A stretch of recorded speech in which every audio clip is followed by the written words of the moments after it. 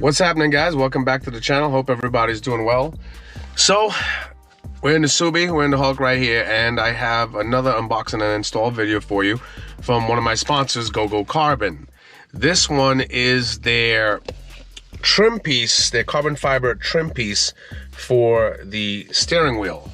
This is for the 15 and up WRX STI. And there's two ways of going about this. There's a not so hard way, but you're kind of blind, and then there's the easy way, which is a little bit harder. Let me explain. So this is the piece right here.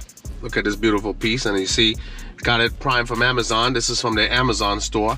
Look at that beautiful weave, that clear coat. Guys, it was carefully wrapped in the box. They give you a high horsepower sticker and a thank you note right here. So it's a beautiful, beautiful piece, which will go nicely right here. The only thing is, obviously, they don't have the STI logo on it, but this will go nicely with my beautiful carbon fiber steering wheel. Now, guys, I have another video. It's been made for months now. I just never put it out because this is the A51 Smart Wheel. This was from Burns Auto, but obviously a lot of you guys know in the Instagram world that he kind of did not do right by his patrons, and a lot of them got cheated out of a lot of money, and that's why I didn't bring this wheel out, but it's out there. So what we're gonna be doing is the easy but harder way where you're blind is putting a hole. So this piece right here is connected to just one Phillips head screw, and this is it behind here. This piece right here, literally, it's very thin, so with a drill you can go through that literally in a second. It's very, very thin. What you're gonna have to do is drill approximately, I would say, about 1.5 to 2 inches up from this base right here. So from here, about 1.5 to 2 inches up, dead center, and you will be able to see the head of the Phillips head screw from behind. So that's the first way. All right, guys, so the second way to do this is where you are going to need to disconnect your battery, because what we're going to be doing is we're going to be taking off the airbag portion in order to get the entire wheel off to access the back of the wheel.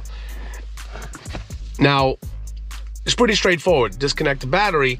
The only thing that's probably going to tie you up is taking this portion out, because there's 3 pre-made holes. You'll see it right here. There's one there, there's one on the other side, and then there's one to the bottom. What you have to do, and I know a lot of gurus will be like, oh, take a flathead. No, guys, you take an angled pick. Number one, it can get in there faster in order to pry it out. Let me show you.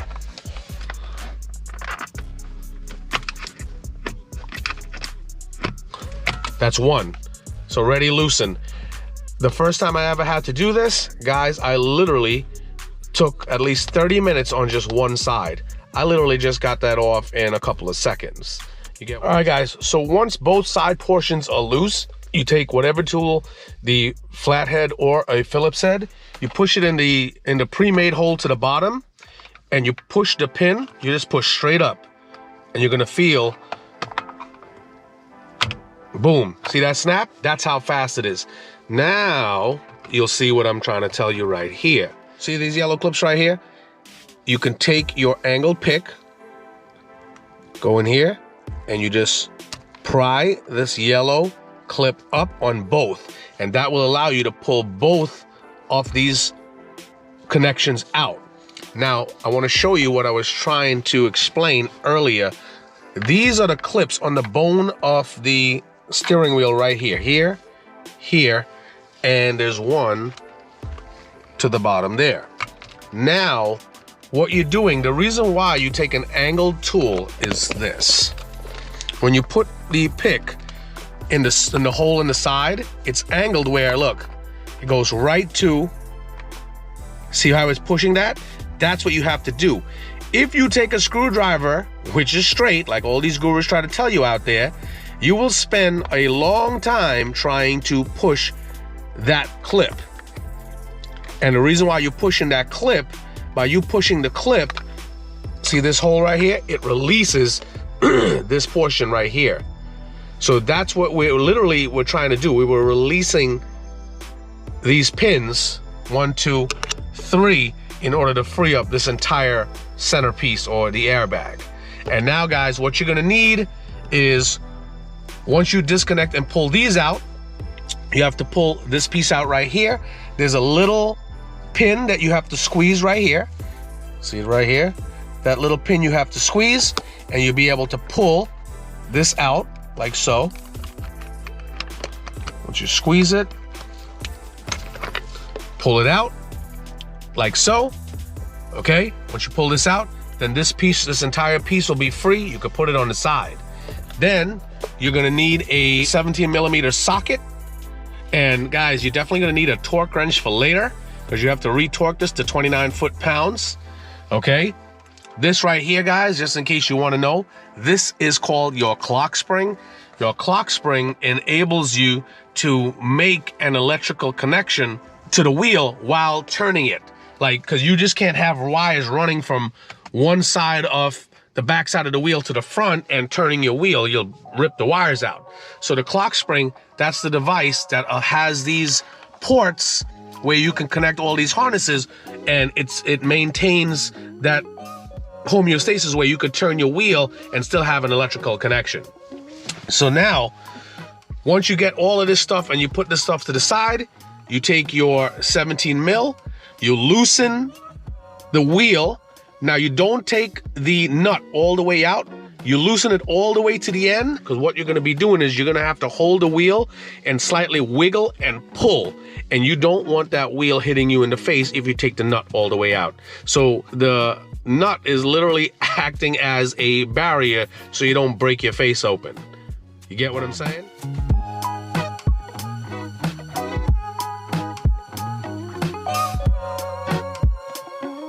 All right, guys, here we go. So from the time lapse, you see me breaking the nut right here. Now, I screwed it all the way out except for taking it all the way out. So there's some thread left back in the nut. And there's about a good 1/4 inch of space now between the nut and where the nut goes fully screwed into the spline.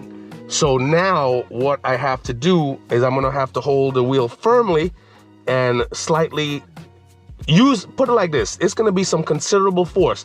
That's why I said you just you don't screw the nut out all the way, because you need something to brace that pressure when you actually get it out. And guys, the sun, it's really, really, really cold outside. It's like in the teens, single digit feels like with the wind chill, but the sun is out, so it's like an illusion. So it's very, very cold, and I have a muffle over my mouth slightly because it's so cold in this car.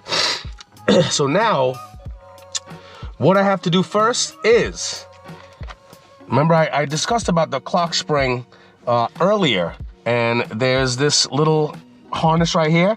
Just press this white harness, you pull it out. Once I press the harness and pull it out, now I can pull out the entire wheel, and I'll show you what I mean. All right, guys, watch. As I said, considerable force.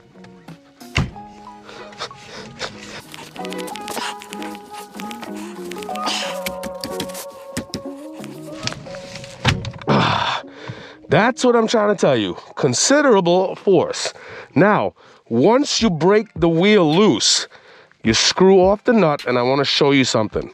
For a lot of guys who are not experienced in this, I've taken this wheel off countless times. What you can do is, one second. So here's a close-up. Once you take the nut off, what you can do, you can take a Sharpie, okay? So the wheel is all the way in.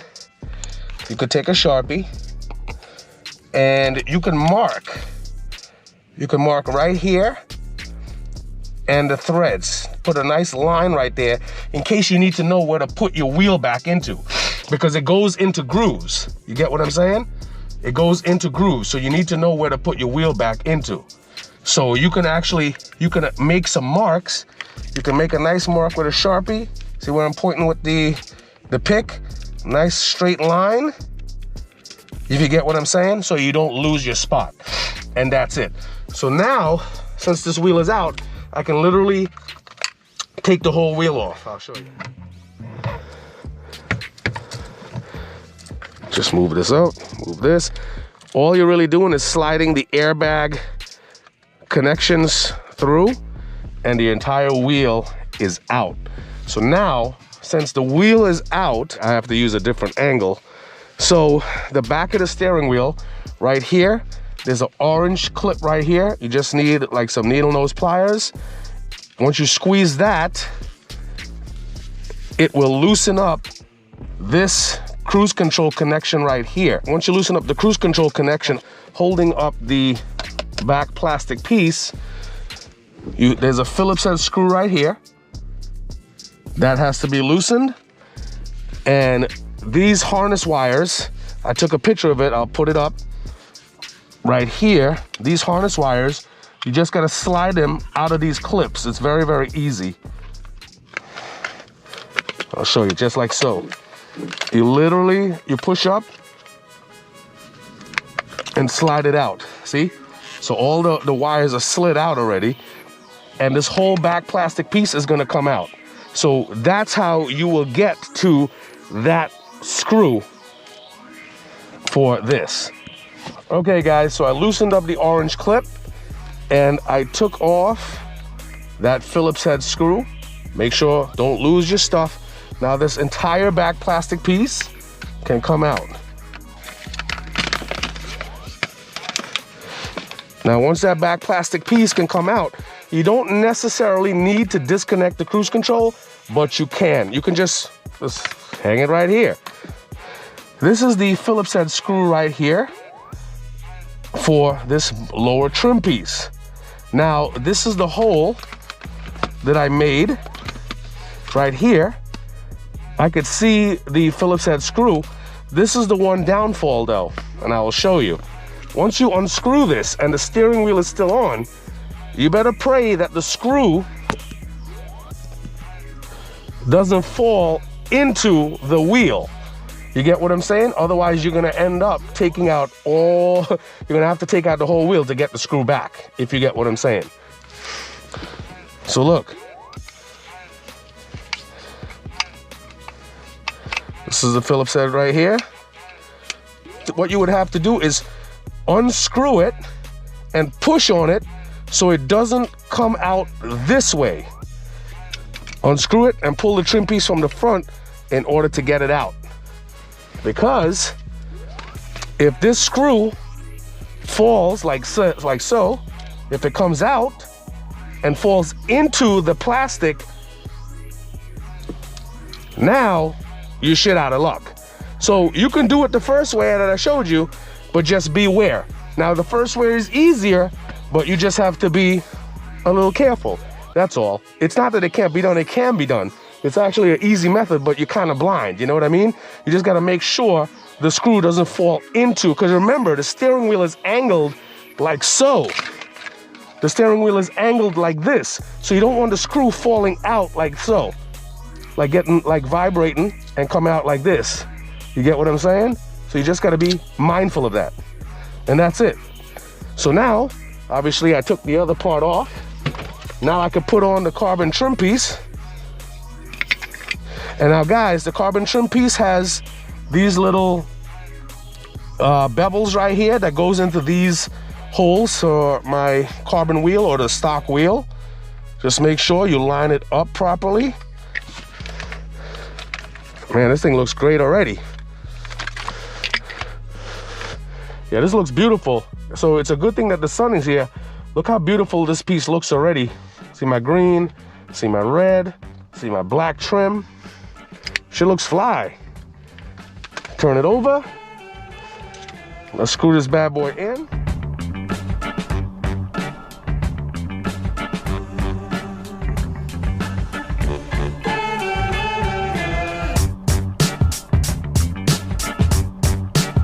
All right guys, so from the time lapses, you put the plastic back first. The cruise control portion gets inserted. This little screw right here, you put it back to hold down that plastic backing that we drilled into earlier. Once you set your wheel, if you lined it up, once you line your wheel back up, Make sure your clock spring is straight, or you know how you get it. Make sure it's not bent that way. Make sure it's totally vertical.